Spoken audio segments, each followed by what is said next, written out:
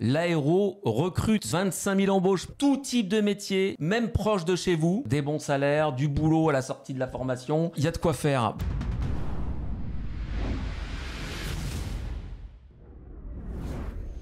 Salut à tous, bonjour à tous, bienvenue sur le Jump Site. Alors, ça doit vous intriguer ce que j'ai sur la tête. Et si vous voulez savoir ce que c'est, à quoi ça sert, je suis sûr que certains l'ont déjà deviné. Eh bien, restez avec nous toute l'émission parce qu'on en parlera tout à l'heure. Et on est super content d'être là comme d'habitude. Je ne suis pas tout seul. Nous avons un invité. Aujourd'hui, nous allons parler des métiers et du recrutement dans la filière aéronautique spatiale. Bienvenue, Elliot Boire. Ça va, Elliot? Quelle introduction, bravo. Non, super. Je suis très content d'être ici. Bonjour à toutes et tous. Tout de suite, pensez à nous suivre sur Twitch, YouTube, TikTok, parce que nous sommes présents en direct tous les mardis, ici avec Lâcher Solo. Mais évidemment, nos émissions, elles revivent, elles continuent de vivre sur les réseaux sociaux. On va essayer de décrypter un peu, de faire un état des lieux des besoins en recrutement au sein de la filière. Ils sont énormes, les annonces récentes du GIFAS, 25 000 embauches en 2023 et rebelote en 2024. Donc voilà, il y a vraiment plein d'opportunités. Et surtout, aujourd'hui, on parle des métiers hors pilotage. Exactement. Hein, on adore les pilotes. On adore les on pilotes. Rien contre eux. Et pour qu'ils puissent voler. Mais exactement. Il faut plein d'autres métiers autour qui permettent à l'avion, à l'hélicoptère, à l'aéronef de manière générale, de partir en vol. Et donc tous ces métiers-là, on va essayer de les présenter de la meilleure des façons. On va essayer de les présenter. On va faire un état de lieu. On a un chiffre mystère, c'est 150.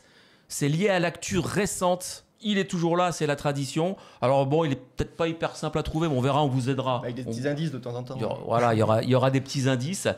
Et oui, alors on va parler recrutement, métier. On va essayer de jouer un petit peu avec vous sur le chat. Parce que des métiers, il y en a plein dans plein de domaines. Alors on va essayer d'en deviner ensemble. Alors Gilles est là, 150. Ah ça y est, Gilles il est chaud là, il est parti pour les jeux là. Hein. 150 le nombre de portes perdues en vol par Boeing. Ça pourrait. Alors ça tombe bien Gilles, parce que très rapidement, on va vite rentrer dans le sujet. Hein. Mais alors dans les actus, il y en a qui m'ont un petit peu interpellé. J'ai trouvé une actu hier, un vol de Virgin Atlantic à destination de New York opéré par un Airbus. Bah oui, c'est un Airbus, c'est pas un Boeing. A été annulé quelques instants avant le décollage lorsqu'un passager alarmé a repéré plusieurs vis manquantes sur l'aile de l'avion. Donc regardez, ça a été même filmé par le passager, il y a des images là, voilà. Ils sont venus vérifier avant le départ de l'avion. Alors c'est pas une plug d'or, hein, c'est pas une porte, voilà. Mais j'ai trouvé ça quand même un peu rigolo entre guillemets, c'est pas drôle parce que quand on voit ça avant de partir, je pense que quand il manque des petits boulons comme ça, c'est pas bien grave, ça peut arriver. Mais bon, voilà, les histoires de vis, ça se passe aussi chez Airbus, n'est-ce pas? Et regardez, un Boeing 747-8 au décollage il y a 2 jours, il partait de Miami à San Juan, 748 de Atlas Air.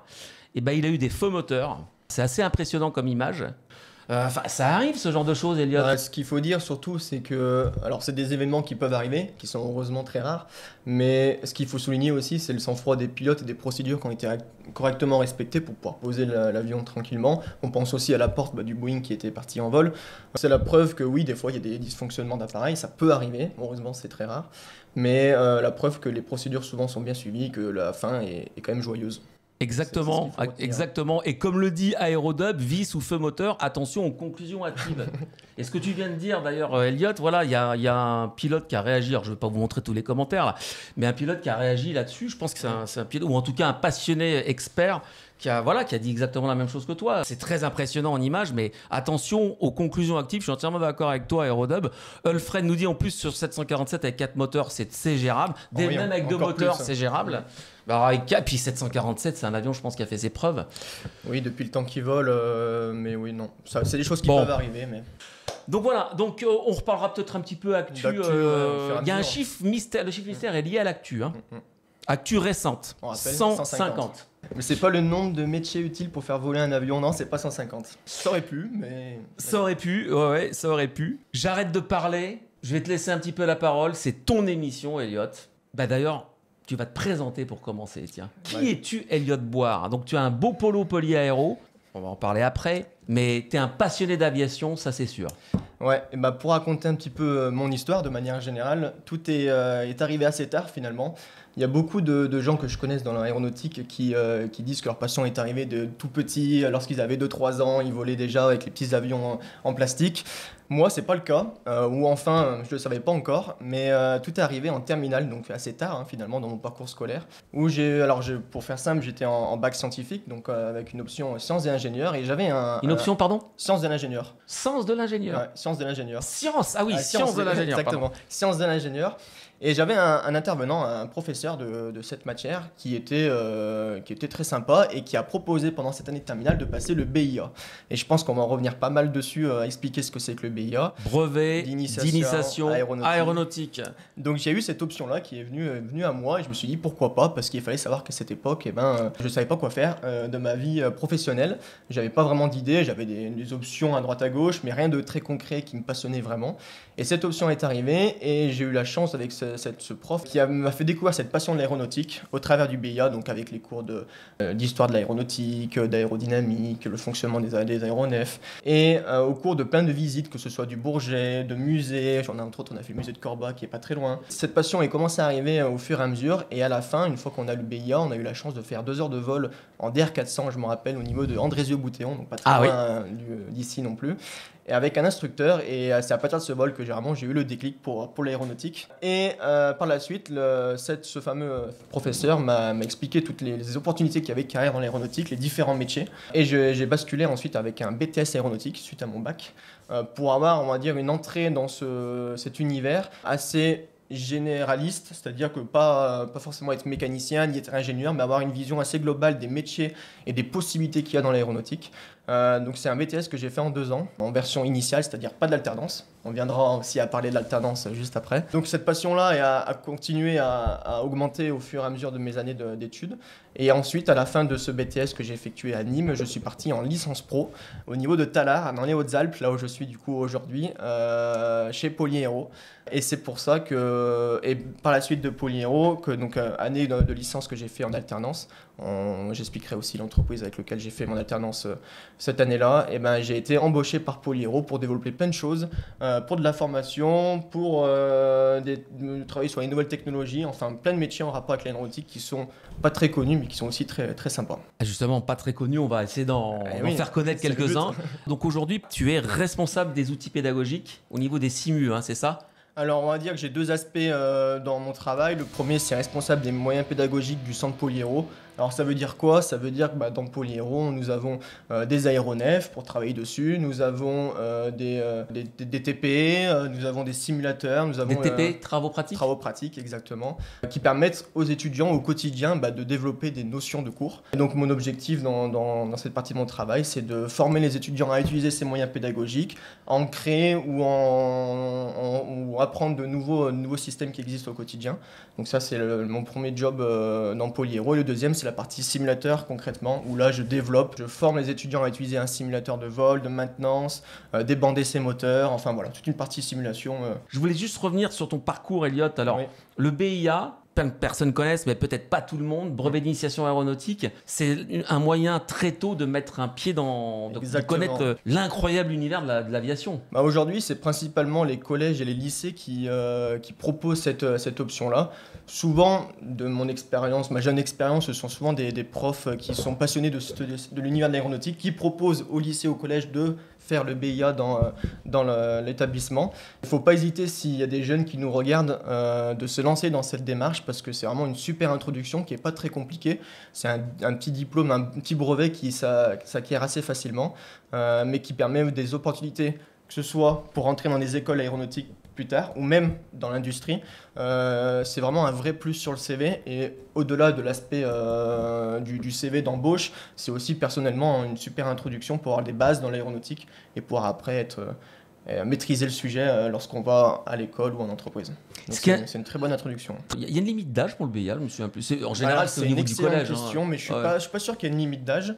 Et alors, autre question, Elliot, tu as parlé d'un BTS pour bien comprendre aussi ton parcours et comment tu en es arrivé là, parce qu'il y a plein de jeunes qui pourraient suivre ces voies-là. toi, tu es allé vers l'alternance, mais avant, le BTS aéro, tu as dit que c'était un BTS généraliste. Ouais. Donc et on peut d'abord faire des voies assez générales. Exactement, on n'est pas obligé directement après le bac de partir en tant que forcément mécanicien, donc avoir les mains entre guillemets dans le cambouis, ni faire des grandes études pour devenir ingénieur. On peut faire un process de formation qui est assez généraliste. Ça veut dire quoi? Ça veut dire qu'on va avoir en fait dans la formation du BTS un peu tout. On va voir la technologie de l'aéronef, donc il faut voir comment ça fonctionne un avion, un hélicoptère. On va voir la partie réglementation. On va avoir un peu de mécanique, avoir tous les calculs de résistance. On va avoir beaucoup d'études sur les systèmes, donc les schémas électriques, hydrauliques. Enfin, vraiment, c'est un aspect très généraliste du fonctionnement de l'aéronautique et ça ne limite pas à certains métiers. Donc, comme je savais que je voulais travailler dans l'aéronautique, mais je ne savais pas encore quel métier précisément, et j'ai trouvé que c'était un bon aspect pour commencer mes études. C'était une bonne filière. Mais alors, un BTS comme ça, généraliste, on peut quand même trouver un boulot après juste un BTS Bien comme sûr, ça on peut bien que avoir ce soit généraliste. Voilà, de tout ce qui est métier technicien supérieur, dans la maintenance, dans la réglementation, dans tout ce qu'on va appeler le suivi de navigabilité. Ça, c'est les métiers qu'on reviendra un petit peu après pour expliquer concrètement ce que c'est. Mais il y a beaucoup de métiers dès le BTS qu'on peut avoir. Et il faut savoir aujourd'hui dans l'industrie aéronautique, on l'a vu, il y a éventuellement 25 000 recrutements en 2024. C'est que les entreprises aéronautiques, de manière générale, recrutent énormément et ne recrutent pas forcément que des ingénieurs. Il y a aussi important ça. Et oui, parce que c'est bien beau d'avoir des ingénieurs, mais il faut aussi des personnels, des techniciens supérieurs ou des ingénieurs d'études qui vont au quotidien faire d'autres aspects de métier qui sont tout aussi intéressants et tout aussi valorisants. Ouais, c'est un écosystème, c'est très large. Comme tu dis, il n'y a pas que le métier d'ingénieur. Il n'y a pas que les pilotes, il n'y a pas que les chaudronniers, ingénieurs. Il y a le câbleur, il y a les mécaniciens. Et il y a une demande énorme. Ouais, c'est beaucoup de métiers qui sont sous tension. Les métiers sont sous tension. Je pense que les entreprises font tout ce qu'elles peuvent pour séduire, pour attirer les talents. Je rappelle un chiffre, Airbus vise à produire 75 à 320 Neo par mois en 2026. Et oui, c'est énorme. Donc voilà, ça vous montre aussi la file. Alors il n'y a pas qu'Airbus évidemment, mais il y a une multitude de métiers pour fabriquer un avion, de la conception à la production, les essais, la maintenance. C'est énorme. Donc voilà, il y a énormément de besoins, beaucoup de métiers en tension. Il y a des solutions comme l'alternance. Exactement. Pour accélérer aussi les formations, on va en parler. Donc justement, toi, tu as fait une licence pro en alternance. Exact. C'est ça. Pourquoi tu as voulu continuer après le BTS ? Parce que comme je l'ai dit, je ne savais pas encore exactement quel métier j'allais faire. D'accord. Et les métiers qu'on me proposait à la fin de mon BTS m'intéressaient pas encore concrètement, ou enfin j'avais pas vraiment d'idée de ce que ça allait représenter. Donc je me suis dit de faire une année supplémentaire me permettrait déjà en alternance de découvrir un métier. Parce que là, il faut savoir que lorsqu'on est alternant, nous sommes la moitié du temps à l'école et l'autre moitié en entreprise. Et ça veut dire qu'en entreprise, on fait un métier.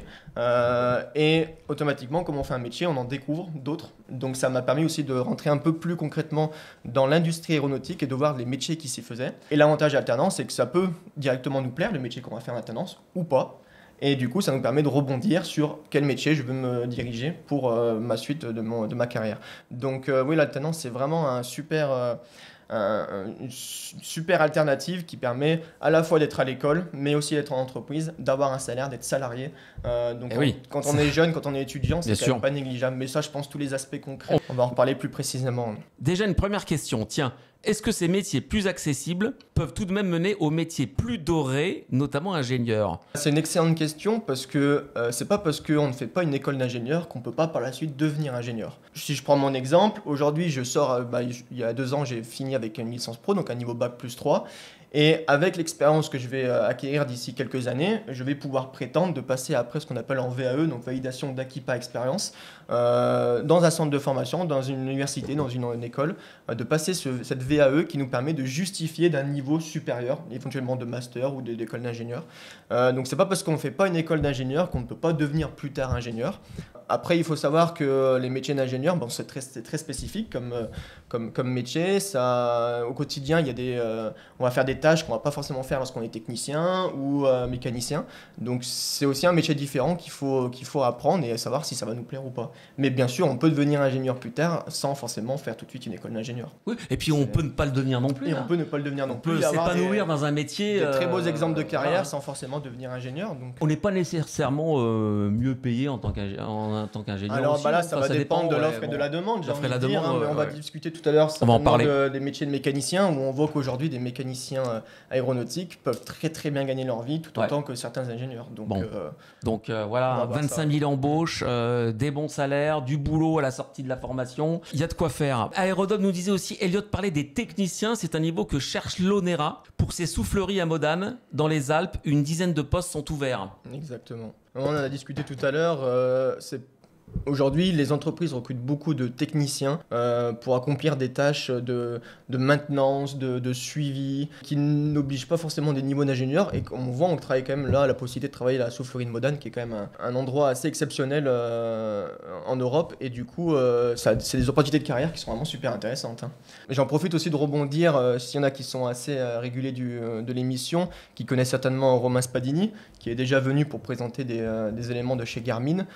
C'est tout simplement aussi un ancien étudiant de Polyhéro qui a le même diplôme que moi aujourd'hui et il a quand même un poste de commercial, de technicien chez Garmin qui est assez impressionnant. Donc ça montre des exemples de métiers qui n'obligent pas forcément de grandes écoles ou de grands diplômes mais qui peuvent être faits tant qu'il y a de la demande et de l'offre. Tous les métiers de technicien, de mécanicien, etc. Il y a beaucoup d'opportunités. Voilà. Et alors, pour continuer sur ton parcours, ouais. Tu nous as dit tout à l'heure qu'un des éléments déclencheurs de ta passion, c'était de voler en DR400. Oui, c'est venu aussi par là. Et tu t'es mis quand même au pilotage. Oui, parce que... Tu as commencé par le planeur, je crois. C'est ça. Bah, moi, en fait, de manière générale, je considère que toute personne qui aime ou qui est passionnée par l'aéronautique a toujours rêvé un jour d'être pilote. Alors que ce soit pilote pour le loisir ou pilote professionnel, j'ai eu ces deux envies-là, d'être un jour pilote professionnel et un jour pilote de loisir. Alors pilote professionnel, j'y viendrai peut-être un peu après, c'est quelque chose que je renonce pas forcément, peut-être dans le futur ça viendra l'opportunité parce que c'est toujours quelque chose qui me passionne. Mais aujourd'hui j'ai un métier que j'aime beaucoup et je me suis dit comment alterner du coup la passion du vol et aussi celle de mon métier. Et ben c'est tout simplement de voler pour le loisir. Donc comme tu me l'as introduit tout à l'heure, j'ai commencé avec le planeur et je considère que c'est la meilleure école pour apprendre à piloter. J'ai commencé d'ailleurs un magnifique aéroclub qui s'appelle le CVVR, donc Centre de vol à voile rouennais, donc dans la ville de Rouen. C'est vrai que t'es de la région, hein. T'es de la région. Je suis de la région stéphanoise. Stéphanois, toi, à la base. Exactement. Et du coup, automatiquement, donc c'était au moment de mon BTS, en plein moment du Covid. Du coup, comment combler ces journées un peu de vide par ma passion, c'était du coup d'apprendre à piloter. Donc je me suis rendu à cet aéroclub où j'ai été accueilli vraiment comme une grande famille, vraiment que des passionnés, des pilotes, des personnes qui travaillent dans l'industrie aéronautique. Donc ça m'a permis aussi de découvrir tout un panel de métiers.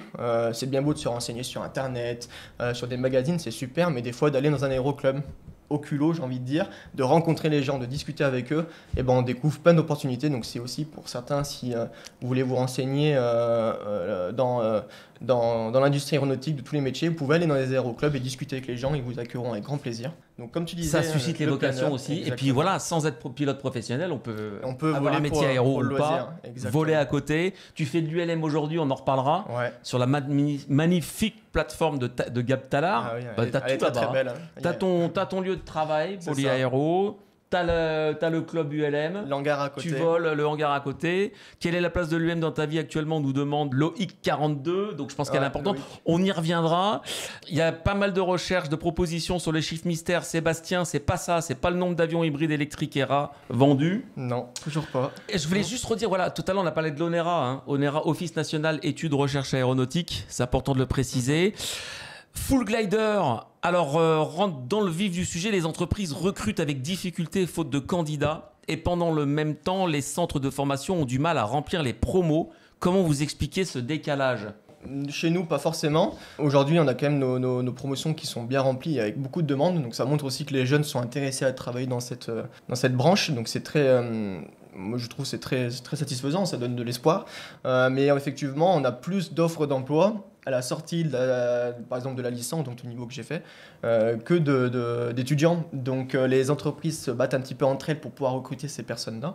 Et du coup, ça fait automatiquement aussi jouer sur les salaires. Parce que l'offre et la demande, je ne vous fais pas un cours d'économie, mais plus on a d'offres, la demande, elle suit. Donc il faut que les salaires s'alignent en fonction de la demande. Et comme on a beaucoup d'entreprises qui recrutent, les étudiants en profitent pour jouer avec les salaires. Donc ça fait aujourd'hui des salaires de techniciens de niveau Bac+3 qui sont très, très intéressants. On pourra donner des exemples tout à l'heure. On va donner, oui. Full Glider complète, hein, c'est les chiffres du GIFAS, donc Groupement Industries Françaises Aéronautique et Spatiale. Les centres de formation sont à 80% de remplissage. Mais ce qui est intéressant aussi dans la question, ça peut être aussi dire que les métiers sont peut-être mal connus, ou certains font peut-être même peur. L'industrie... Ah oui, ça c'est un point qui est super intéressant. Parce que par exemple, on dit on va être mécanicien aéronautique, alors certains, on va dire du commun des mortels, quelqu'un qui travaille pas dans cet univers-là va penser que c'est comme un garagiste automobile où on est vraiment dans des conditions avec beaucoup de saleté, de suie, où c'est pas très agréable de travailler.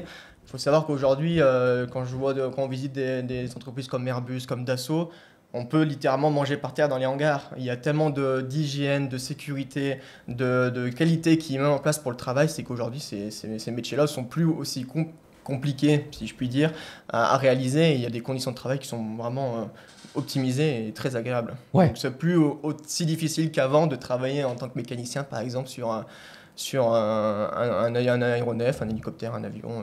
Non, 150 pilote 12, ce n'est pas la commande d'Alaska Airlines pour 150 737 MAX. Je vois que le chiffre mystère intrigue. Continuez. Pensez actu. Hein. Ouais, vraiment. J'ai donné des indices tout à l'heure. Hein. On a donné des bons indices. Hein. Actu récente. Nord de l'Europe. Enfin, c'est pas vrai. C'est pas vraiment l'Europe, mais c'est le côté occidental, nord-occidental de la région. 150 incidents avec le 737 MAX. Non, le pauvre 737 MAX. Vous travaillez chez BFM, vous ou quoi? On va revenir sur les métiers justement qui sont peut-être pas connus, pas assez connus, qui n'ont peut-être pas l'image dont ils méritent.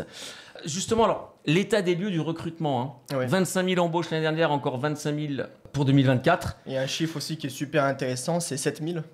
C'est l'alternance, faut pas négliger l'alternance. Hein. Entre 7 et 8 000, l'alternance, alors vous, chez Polyaéro, c'est 95% de formation en alternance. On fait quasiment tout en alternance. Quels sont les bénéfices pour les employeurs et pour les étudiants? C'est gagnant-gagnant pour tout le monde. Pour les étudiants, comme je l'ai expliqué, donc l'alternance, c'est un système qui permet d'alterner entre des parties en entreprise et des parties en école, donc en centre de formation.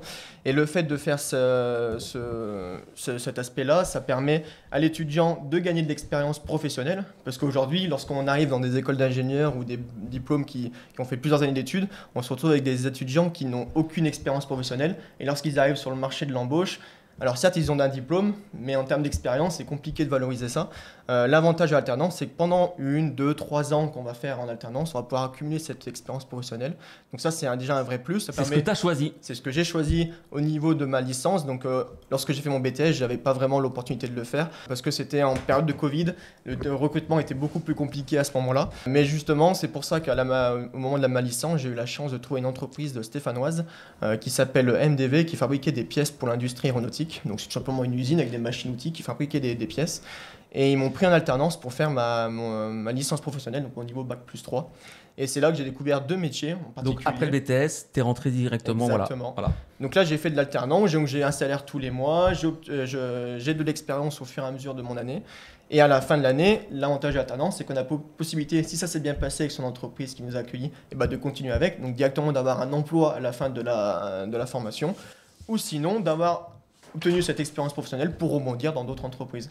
Donc ça, c'est vraiment un vrai plus alternance qui est très valorisé, nous, on veut au maximum que les étudiants dans Polyaéro puissent être en alternance, c'est l'objectif. Alors, tu vas nous raconter, parce que quoi de mieux qu'un témoignage sur un parcours? Tu vas nous raconter, toi, ton alternance, où tu l'as faite, quel type d'entreprise? Parce qu'on va aussi voir que dans l'écosystème aéronautique spatiale, dans toute la filière, il y a parfois, il n'y a pas qu'Airbus. Voilà. Ah non, et au contraire. Il y a plein de petites entreprises, des petites PME régionales, il y en a même pas mal dans la région lyonnaise, Rhône-Alpes-Auvergne.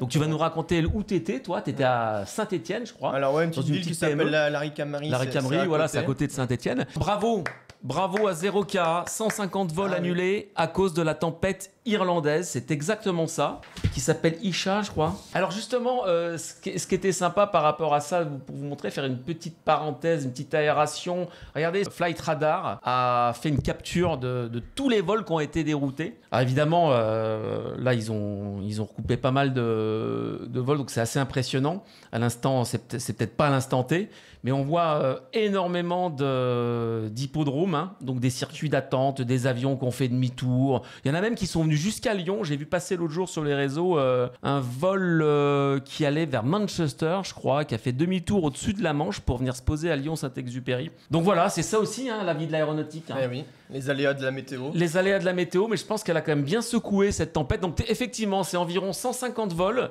d'annulés. Et il y a pas mal de témoignages sur les réseaux sociaux qui sont assez sympas à lire.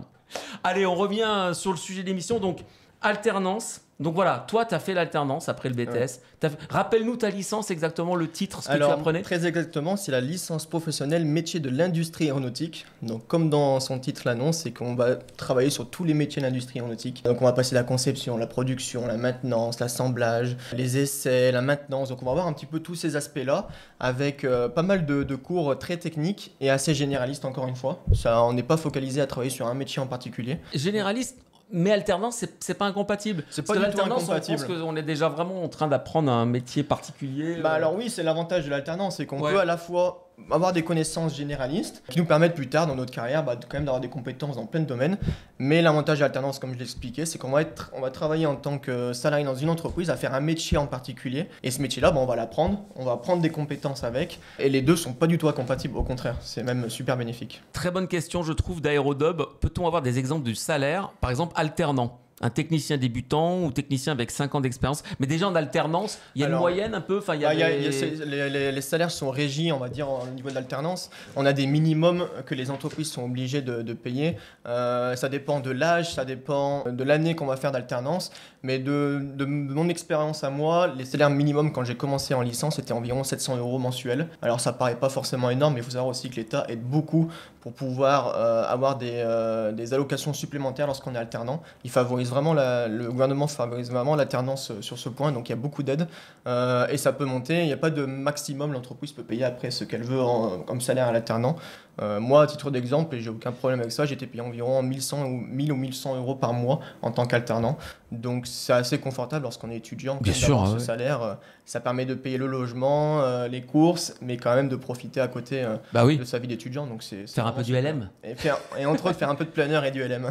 Une année d'alternance, hein. J'ai fait une année d'alternance. Et 900 heures de cours à peu près, c'était ça? Alors l'année de licence, oui, c'est environ 900 heures de cours, donc c'est une année qui est assez chargée, parce que finalement, on est sur 12 mois, 6 mois d'entreprise et 6 mois à l'école, et sur ces 6 mois à l'école, on va faire 900 heures de cours. Donc c'est des semaines qui sont assez chargées, parce qu'il y a beaucoup de matière à voir, mais l'avantage de la licence que j'ai passée, c'est que c'est une double licence, c'est-à-dire qu'on passe 2 niveaux Bac+3 en un an. La première, elle s'appelle métier de l'industrie aéronautique, maintenant c'est aéronautique, et la deuxième, c'est technologie de l'aéronef. Donc on va voir toutes ces matières-là dans les 2 licences en un an, donc c'est dense. C'est costaud. Technologie de l'aéronef, c'est-à-dire Technologie de l'aéronef, on va comment ça vole, comment ça vole, les circuits électriques, comment ça fonctionne, l'hydraulique, pareil, les moteurs, toute la partie réglementation, parce que évidemment l'aéronautique est très très très réglementée. Donc il y a beaucoup de cours super intéressants dessus. Et l'avantage de la licence qui se fait entre autres à Polyhéro, c'est que c'est des vacataires qui viennent faire cours. C'est quoi un vacataire? C'est pas un prof de l'éducation nationale qui est payé la semaine pour faire son cours. Là, c'est un intervenant, c'est un professionnel de l'industrie aéronautique qui va venir 2-3 jours dans Polyhéro pour faire son cours. Et en fait, c'est comme c'est pas vraiment un prof, il vient expliquer son métier. Donc c'est tout de suite plus passionnant. On comprend beaucoup plus facilement ce qu'il a à nous raconter. Donc voilà, ça c'est un aspect vraiment super. Ça me parle, hein, c'est ce que je fais avec Bastien exactement, à l'école. Hein. Exactement. Nos amis de l'éducation nationale, si vous nous regardez, on a rien contre. Voilà, mais il y a eu beaucoup de polémiques ces derniers temps autour de ça. Non, on est... Voilà. Mais c'est pour montrer qu'ils viennent apporter de leur expérience, leur expertise, et c'est vraiment super enrichissant. Tout à fait. On va continuer. Petite parenthèse 0K et tout content d'avoir gagné. Et nous aussi. Donc l'alternance, toi, tu étais dans un peu intéressant aussi de nous raconter quel type d'entreprise. Est-ce que tu l'as choisi, enfin tu la connaissais? Comment ça s'est passé? Tu étais donc à Saint-Étienne? Exactement, je la connaissais parce que j'avais fait mes 2 stages de BTS. Alors comme j'ai expliqué, mon BTS, je l'ai fait en version initiale à Nîmes, mais quand même, il fallait faire des stages en BTS. Et j'ai trouvé cette entreprise, alors je sais plus exactement comment je l'ai trouvé, mais je pense que c'était sur une annonce sur internet ou enfin j'ai vu cette entreprise qui était pas très loin de chez moi, donc c'était aussi un confort d'organisation. Mais j'ai fait 2 stages en BTS sur cette entreprise et ils m'ont décidé, comme ça s'est bien passé, de me prendre pour l'alternance. Donc j'ai directement négocié lorsque j'étais en stage chez eux de faire la licence en alternance avec cette entreprise. Donc ils m'ont accueilli ensuite 1 an. On peut dire comment elle s'appelle, hein, ce qu'elle fait. Oui, bien sûr, ça s'appelle MDV, Voilà. mécanique de précision, et c'est une entreprise qui fabrique des pièces pour l'industrie aéronautique de manière générale. Travaille beaucoup avec entre autres Safran pour tout ce qui est la fabrication de sous-ensembles de trains d'atterrissage, entre autres pour la 320 Neo, donc ça fait sens. Voilà. Tout est lié. Et dans cette entreprise-là, je me suis retrouvé à 2 postes. Le premier, c'était au bureau d'études, donc c'est un métier qu'on va développer juste après, mais ça consistait du coup à créer des gammes de fabrication, créer des pièces en modèle 3D pour pouvoir après les fabriquer. Et la deuxième partie, c'était de l'amélioration continue. Donc ça veut dire quoi dans une entreprise? Ça veut dire qu'on doit améliorer les process pour faire en sorte que l'entreprise soit le plus rentable possible, qu'elle améliore ses temps de fabrication, sa qualité. Donc voilà ce que je faisais au quotidien. Ça peut paraître peut-être un peu loin de l'aéronautique en soi, mais comme c'était des pièces qui étaient vraiment destinées à monter sur avion, il y avait toute une réglementation et une expertise à avoir que j'avais avec la licence, donc ça faisait sens et c'était une année vraiment super intéressante. Voilà. Donc ce qui est intéressant aussi dans tout ça, c'est que voilà, à côté de Saint-Étienne, à la Ricamarie, c'est pas un endroit que tout le monde connaît en France, je pense. Hein. Non, certainement. Il existe des petites entreprises qui travaillent, qui sous-traitent pour la fabrication, pour Safran et pour faire des trains d'atterrissage de 320 On n'est pas obligé de travailler chez les grands groupes. Ou à Toulouse, par exemple. Rien nous voilà. On n'est pas obligé de travailler forcément à Airbus ou à Dassault, évidemment, c'est ceux qui nous viennent en premier parce que c'est ceux qu'on connaît. Oui. Mais il y a des centaines et des centaines d'entreprises qui sont ce qu'on appelle sous-traitantes. C'est-à-dire que Airbus ou Dassault vont sous-traiter des parties de leur métier. La supply chain. Exactement, à d'autres entreprises. Et ces entreprises-là, il faut qu'elles répondent quand même aux demandes des constructeurs. Donc il y a un lien direct et ça fait des opportunités vraiment super intéressantes et ça permet de travailler aussi dans des PME à plus petite échelle où on va avoir plus de temps avec son tuteur, où on va pouvoir avoir plus de choses en une année, alors que souvent quand on travaille dans les grands groupes, j'ai rien contre les grands groupes, hein, mais on est souvent aussi délimité à faire une seule tâche ou enfin un domaine d'application. Et on va peut-être voir moins de choses que si on est dans une petite PME, on va pouvoir toucher au quotidien différents aspects de l'entreprise. Donc voilà, n'ayez pas peur. L'Aéro recrute 25 000 embauches pour cette année. Tout type de métier, même proche de chez vous. Preuve en est. Vous n'êtes pas obligé peut-être de partir très loin pour trouver un stage ou une alternance. 25 000 embauches, une multitude de métiers. Alors justement, on va jouer un petit peu avec vous sur le chat. Donc je vous montre en même temps, tiens Bastien, si tu peux nous mettre à l'image le site de l'Aéro Recrute. Donc embarqué pour l'Aéro, donc vous allez voir une multitude de pages interactives qui vous présentent les métiers, les formations, les entreprises. Il y a des offres d'emploi aussi, je crois. C'est un site du GIFAS, voilà, l'Aéro Recrute. Donc l'adresse, c'est tout simple, c'est l'aérorecrute.fr. Et là, vous trouverez plein d'offres d'emploi, d'entreprises pour vous mettre en relation, des informations sur les formations et les métiers. Alors justement, les métiers. Qui sur le chat un petit peu connaît tous les métiers de l'aéronautique? Alors je ne sais pas si on va avoir le temps de parler de tous. En tout cas, on va vous donner des mots-clés. Alors soyez attentifs. Hein. Donc tous ces métiers-là, est-ce qu'on peut les apprendre chez Polyaéro? Une bonne partie. Les métiers qu'on va parler, c'est avec la licence ou même un BTS, tout à fait accessible, bien sûr. Voilà, licence BTS, des métiers accessibles et de nombreux débouchés et des bons salaires à l'issue. Premier secteur, on va dire, allez, en mots-clés, qu'est-ce qu'on pourrait dire là? Concevoir.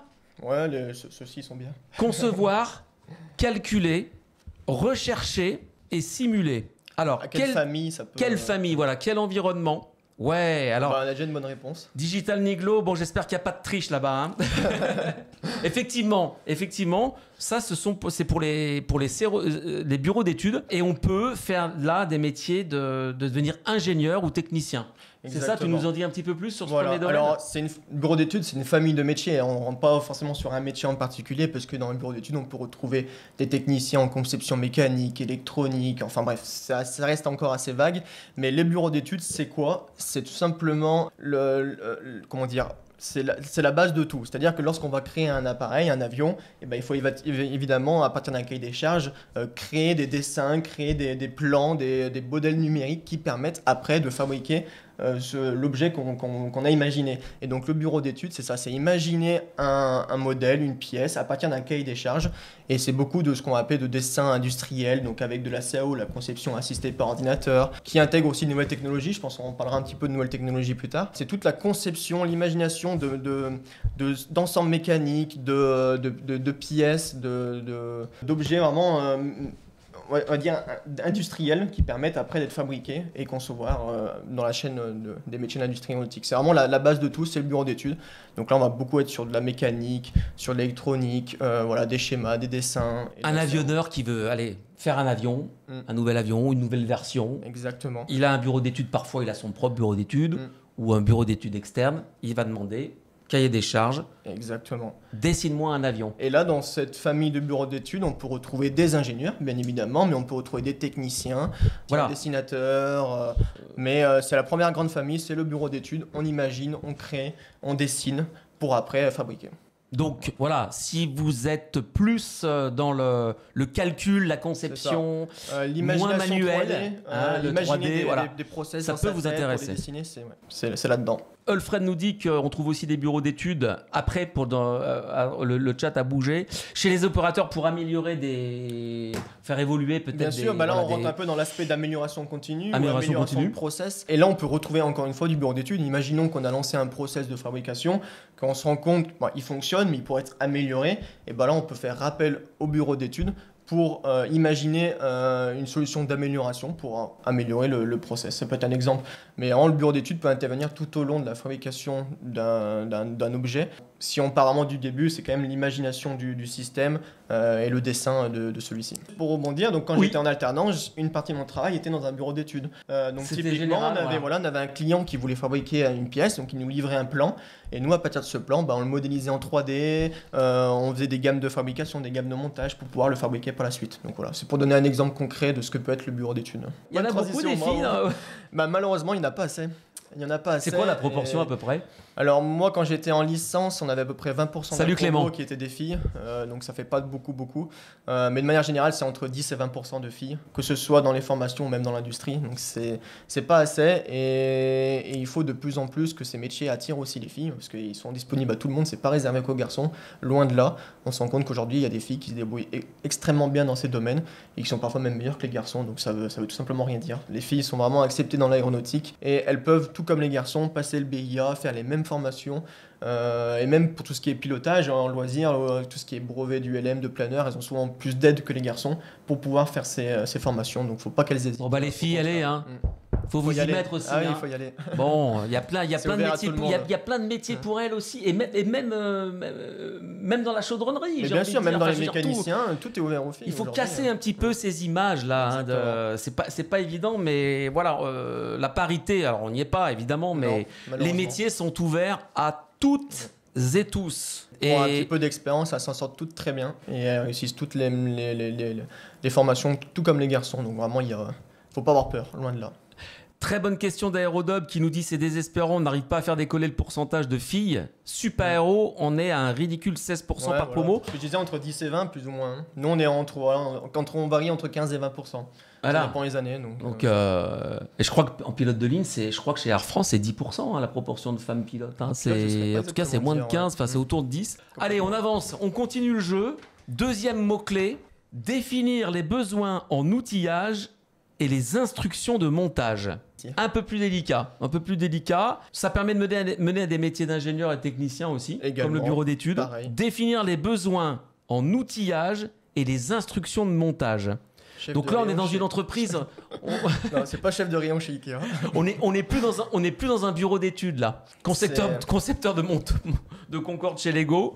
Définir les besoins en outillage et les instructions de montage. Est-ce que ça vous parle en métier? J'ai vu une bonne réponse, il me semble, c'était spécialiste des gammes de montage. Bon, tu peux nous décrypter un peu, Elliot là? Je crois qu'on s'en rapproche. Non, moi, je serais sur le chat, là, je serais paumé, j'avoue. Non. Alors là, on est du coup sur la famille des méthodes. Les méthodes. Alors qu'est-ce que c'est que les méthodes?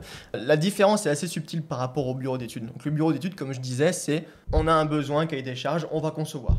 On va imaginer, on va concevoir. Mais une fois qu'on a conçu, on va dire de manière numérique ou en dessin, ce qu'on voulait fabriquer, il faut savoir comment on va fabriquer cette pièce.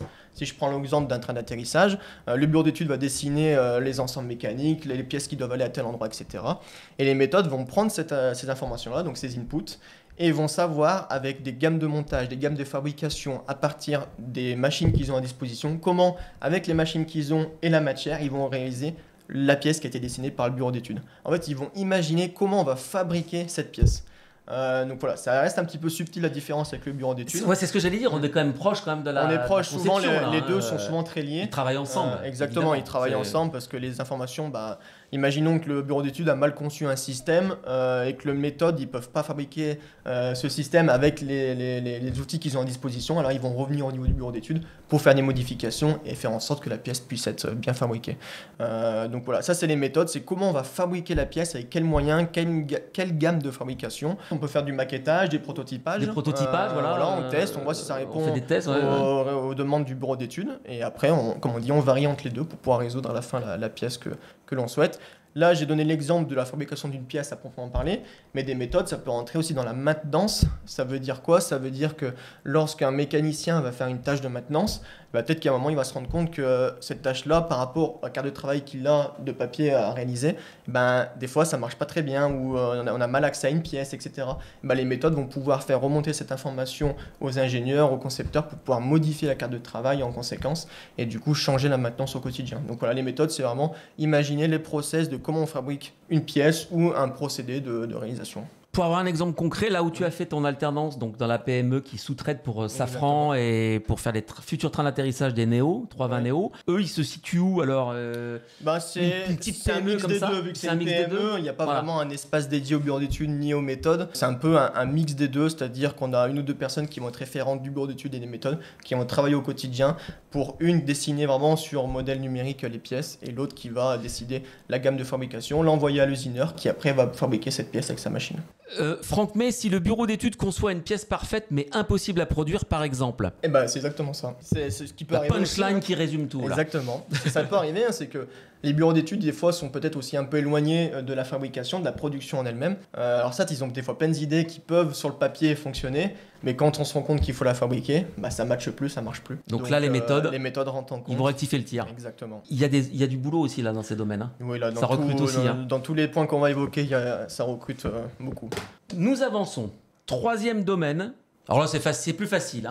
Fabriquer et assembler. Alors là, il y a une multitude de métiers. Je pense, c'est le cœur. Fabriquer et assembler, c'est top départ. Je fabrique, j'assemble, je fabrique, j'assemble. Pour fabriquer, pour assembler, je fais de là. Compagnon sur la ligne de production. Alors, on va garder production. Production. On va garder production. Production, fabrication. On y est. On y est aussi. Voilà. Alors là, il y a un paquet de métiers. Ouais, là, on va pas tout détailler, mais la famille de production, donc une fois qu'on a, encore une fois, je vais rappeler la chaîne, parce que je trouve que c'est important, une fois qu'on a imaginé la pièce au bureau d'études, une fois qu'on sait comment on va la fabriquer avec les méthodes, il nous reste à la fabriquer, cette pièce ou cet ensemble.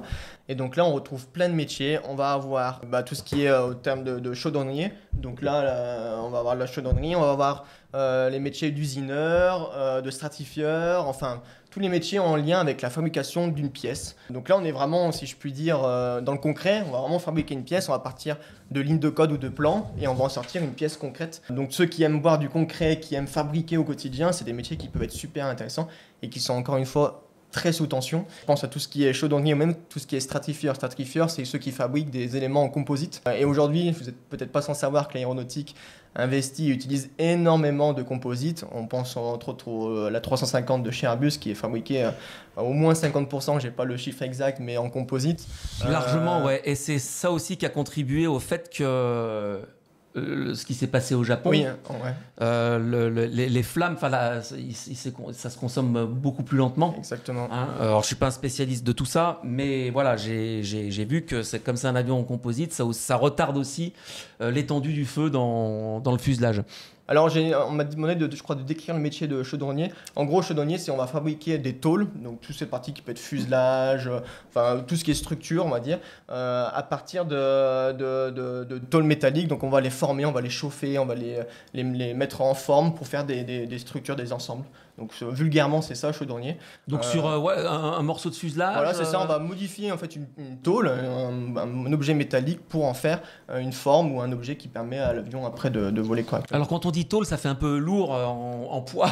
Ah oui, alors évidemment, après il y a des... Sur les avions, ça peut être aussi d'autres matières. Enfin, ah bah ça peut être des bon, la chaudronnerie, c'est vrai que c'est le métal à la base. Ça peut être des tronçons d'ailes. Des tronçons d'ailes, voilà. C'est certainement tout ce qui est, on va dire, avec la structure, les planchers, oui, voilà, train. Le fuselage. Alors le train, ça peut être plus... C'est certainement plus de l'usinage. De l'usinage voilà, c'est l'usinage. Donc on part avec des machines-outils, donc on va taper dans de la matière pour créer une forme.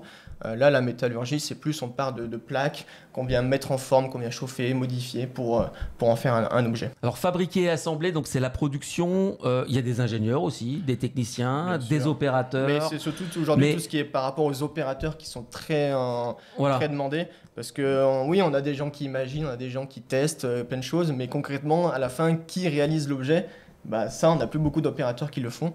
Donc même si les cadences peuvent, comme on disait, d'Airbus augmenter chaque mois, au bout d'un moment, si on n'a plus les personnels qui vont faire concrètement la tâche, et on ne pourra plus avancer. Donc, on peut dire que les métiers en tension, ce sont ceux de la production. Hein. Entre autres. Ouais. Entre autres. Hein. Et on verra aussi avec la maintenance un peu plus tard.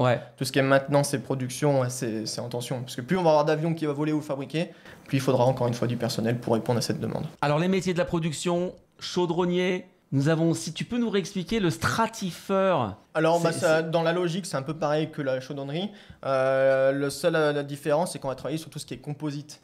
Donc, c'est mettre en forme des fibres de verre, des fibres de carbone avec toute la partie C'est le chaudronnier du composite, en fait. Exact, c'est un peu ça, voilà. Vulgairement, c'est un peu ça. Alors, on a aussi l'ajusteur, monteur de cellules. Voilà. Là, typiquement, c'est les métiers qu'on va retrouver sur les chaînes d'assemblage de chez Airbus ou d'Assaut ou enfin d'autres constructeurs où les constructeurs vont sous-traiter toute la partie fabrication et ils vont recevoir toutes ces pièces dans les lignes de fabrication, les lignes d'assemblage. Et là, on va retrouver du coup tous les opérateurs, les ajusteurs, les monteurs pour mettre en place toutes ces petites pièces qui vont à la fin créer notre aéronef. Alors, c'est pas la stratosphère, c'est vrai que je sais pas comment j'ai dit, le stratifeur. C'est pas évident, un stratifeur à dire.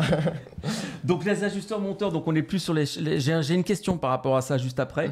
On a aussi les soudeurs. Évidemment. Les techniciens d'usinage. Alors, soudeur ou soudeuse, hein, attention à chaque fois, technicienne d'usinage. Là, on a 1, 2, 3, 4, on a 5 métiers pour la production. Ce sont un peu les métiers phares. Et il y en a d'autres. Il y a bien sûr d'autres. Mais voilà, soudeur, soudeur, tout de suite, on pense peut-être plus au métier de cheminot qui va souder les rails, mais non.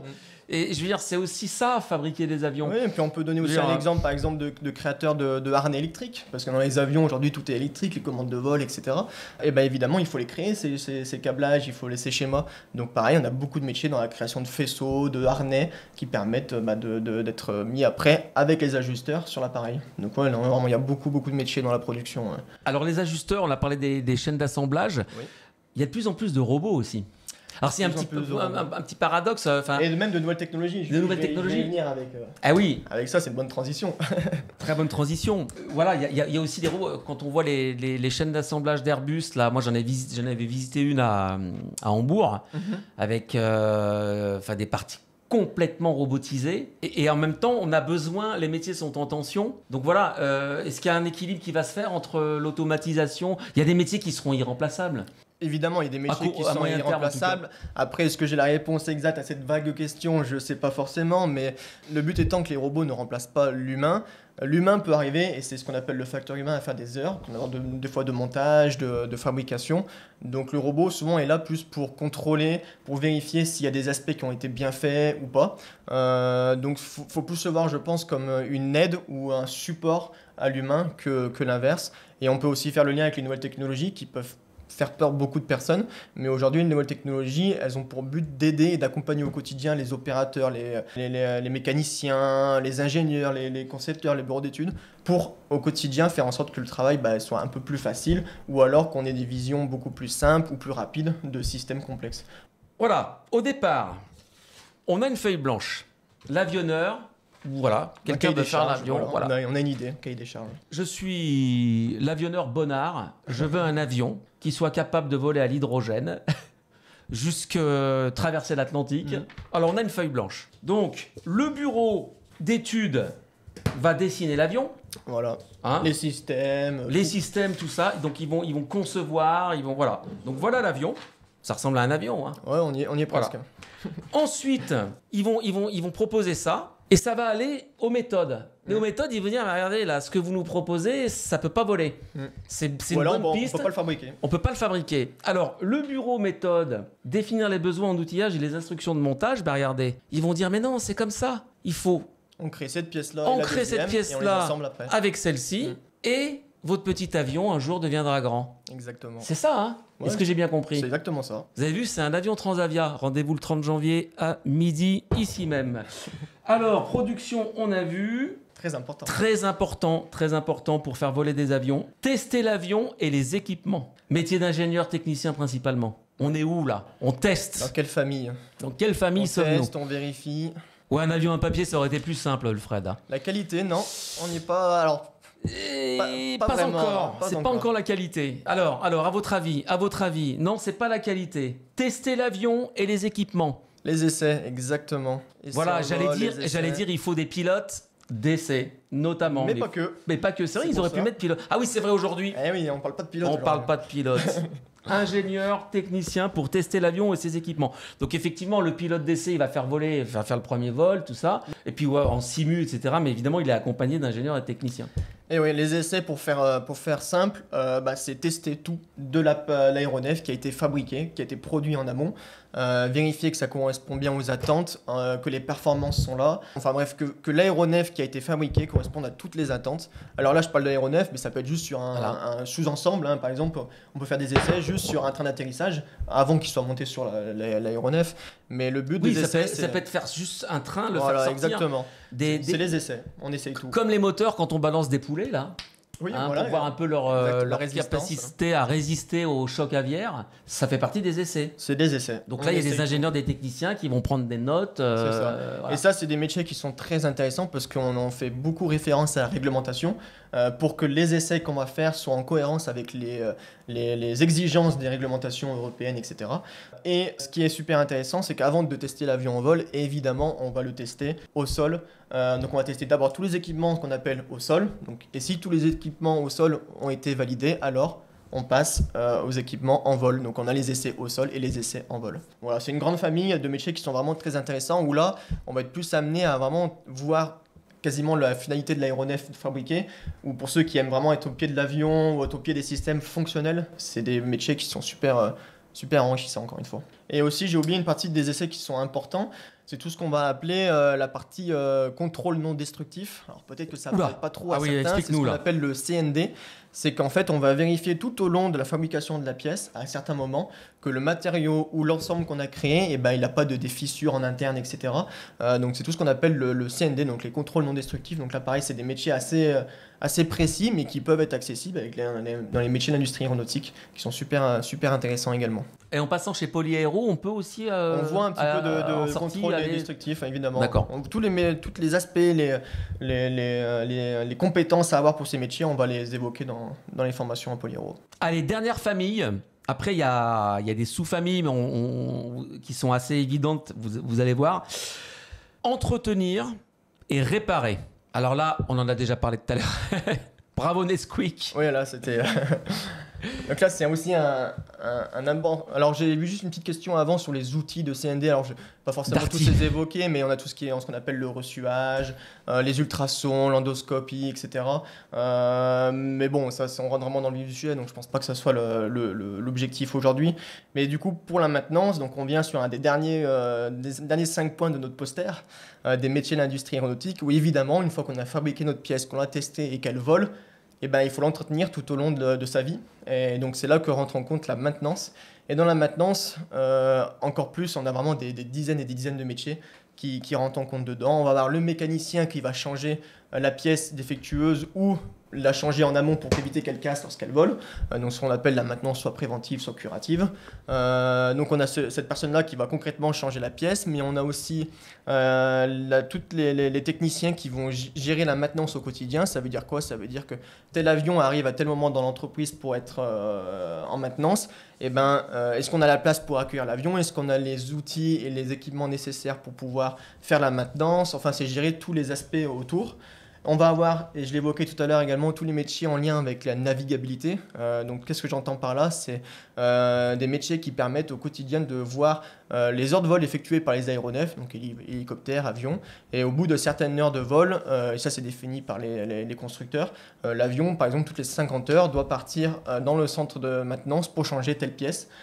Et donc c'est faire en sorte que de gérer sur une compagnie tous les avions d'une flotte et dire cet avion à tel moment doit partir en maintenance, il doit changer telle pièce, qu'un autre avion peut voler encore 100 heures, enfin bref, c'est gérer toute cette navigabilité, donc c'est encore un aspect assez intéressant. Donc il y a vraiment énormément de métiers dans la maintenance qui sont super passionnants. Alors entretenir et réparer, là aussi métier d'ingénieur, technicienne, mécanicienne, voilà, pour répondre à Aérodub. On met des E partout maintenant. C'est vrai, hein, les filles, venez travailler dans l'aéro. Donc vous avez vu un petit peu cette famille. Je pense qu'on va on va bientôt mettre l'infographie en ligne. Juste, il y a quand même des sous-familles à côté de tout ça.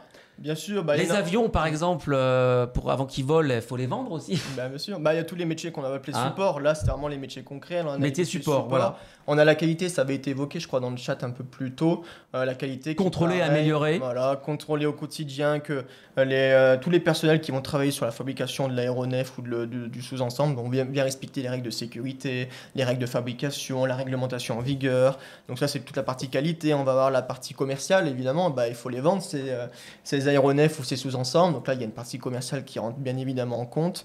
Et enfin, une logistique pour assurer les va-et-vient entre les sous-traitants, les fabricants, les constructeurs et j'en passe. Il faut assurer une logistique, une supply chain comme on appelle dans le jargon anglais. Et voilà, pour que toutes les entreprises aient au bon moment les pièces en adéquation. Alors, assurer les cadences, comme tu disais au début, d'Airbus. Voilà, Airbus qui vise les 75-76 avions par mois pour le Néo, c'est dans 2 ans. En tout cas, merci à toutes et tous d'avoir participé avec nous. Est-ce que, Bastien, on peut justement mettre cette infographie des métiers pour vous montrer un petit peu tout cet écosystème de la filière? Quelques chiffres, hein, j'ai regardé en même temps. Parce que je n'ai pas les chiffres en tête, ça je suis très transparent. Conseil national industrie, donc des chiffres bien sourcés. La filière aéronautique, bien évidemment, elle est stratégique pour l'économie française.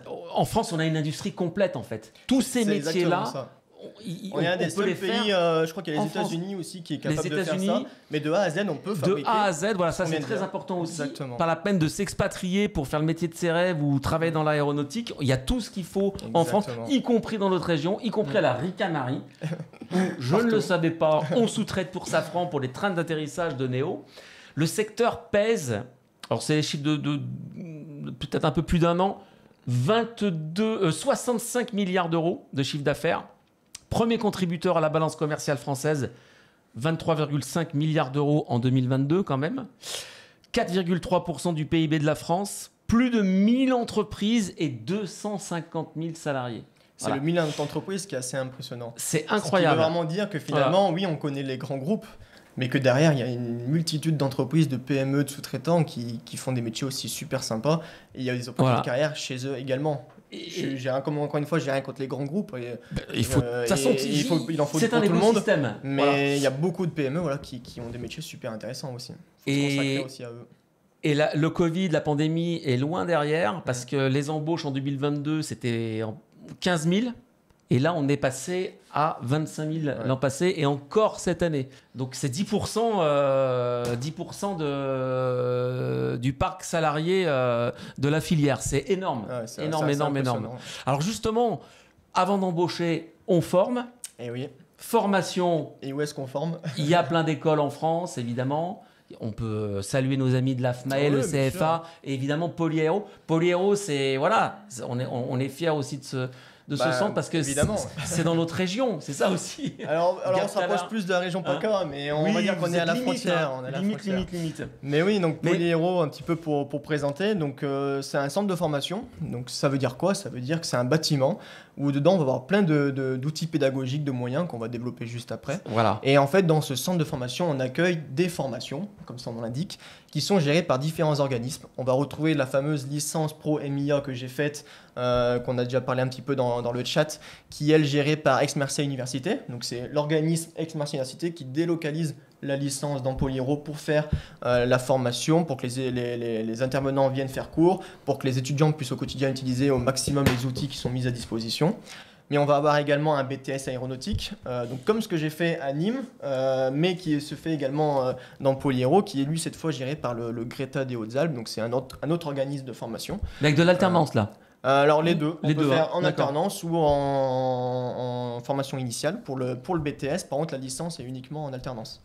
Donc voilà ce qu'on peut faire aujourd'hui en formation dans Polyhéros. Et ce qui fait qu'un petit peu, on est un petit peu spécifique, nous Polyhéros, c'est que on a décidé depuis 2016 d'utiliser beaucoup les nouvelles technologies pour à la fois former autrement les étudiants, donc on va y venir un petit peu à quoi ça consiste, mais aussi former les étudiants à utiliser ces technologies, parce que lorsqu'on forme un étudiant, on le forme pour 40 ans de carrière.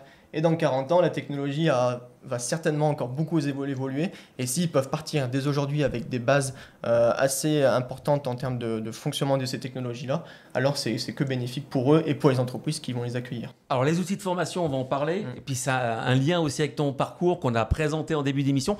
Émission spéciale métier hors pilotage. Voilà, on découvre un parcours un petit peu la filière et cette multitude, cette incroyable richesse, diversité de métiers et d'opportunités d'embauche. Ça, c'est très important aussi. Une question sur Polyhéros, vous avez combien d'apprenants à peu près là Alors environ par an, on forme une centaine d'étudiants dans Polyhéros. Ouais. D'accord. Donc c'est environ une centaine d'étudiants, ce qui fait que pour à peu près dispatcher, c'est environ 60 étudiants en licence. Donc au niveau Bac plus 3, une trentaine en BTS, et après on a d'autres formations qui sont à droite à gauche, des formations plus courtes ou sur on va dire des domaines un peu plus spécifiques, mais on va dire environ une centaine d'étudiants. Et pour rentrer, il faut... Et pour rentrer, il faut directement candidater avec les organismes de formation directement. Là, c'est pas Polyhéros qui va faire ce qu'on appelle le recrutement, parce que nous on accueille les formations et on met à disposition nos moyens pédagogiques, mais c'est du coup directement Aix-Marseille Université ou le Greta des Hautes-Alpes auquel il faut se référer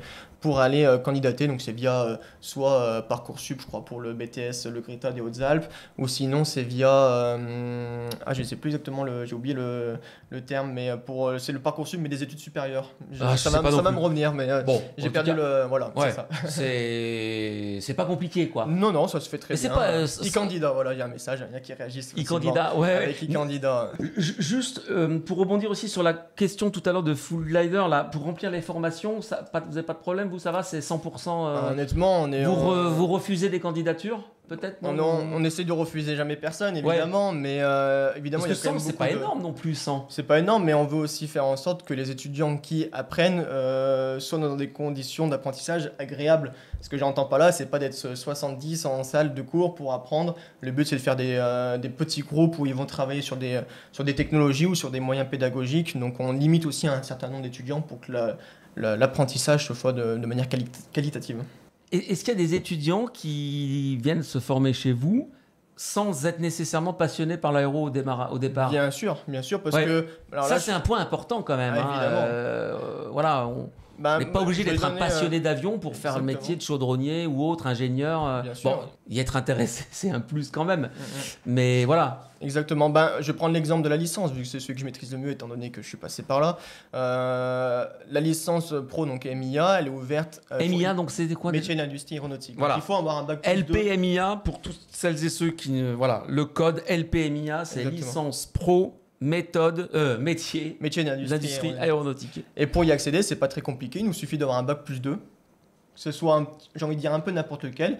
Il y en a qui sont venus avec des BTS électrotechniques ou des ou du dessin industriel, enfin vraiment de secteurs différents. Que ce soit aussi ce qu'on appelle le DUT, maintenant ça s'appelle le BUT, c'est tout ce qui est bachelor universitaire technologique avec les IUT, etc. J'ai connu donc il faut au à minimum l'époque. avoir un niveau Bac+2 pour pouvoir accéder à la licence. Bac+2. Et avoir une alternance, donc une entreprise qui est capable d'accueillir l'étudiant pendant 6 mois dans l'année en entreprise. Donc ça, c'est les deux conditions pour pouvoir y accéder. Et je voulais en venir où, du coup? Non, c'était ça. Oui, c'était les conditions. Oui, les passionnés, voilà. Et oui, voilà, les passionnés, du coup, et comme j'ai dit, on peut venir de différents domaines. Pas forcément être passionné par l'aéronautique, mais la passion, elle peut arriver après, une fois qu'on fait la formation. Donc, on n'est pas obligé d'être forcément passionné par l'aéronautique pour y arriver. Mais avoir l'intérêt pour la technique. Mais avoir l'intérêt pour l'ingénierie qu'il y a derrière, la conceptualisation, les nouvelles technologies, encore une fois. C'est surtout ça qui est recherché. Et l'envie d'apprendre. Et l'envie d'apprendre, bah ça c'est...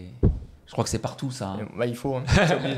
Alors, on aborde la dernière partie de l'émission. On est toujours sur les métiers évidemment, sur la formation en particulier.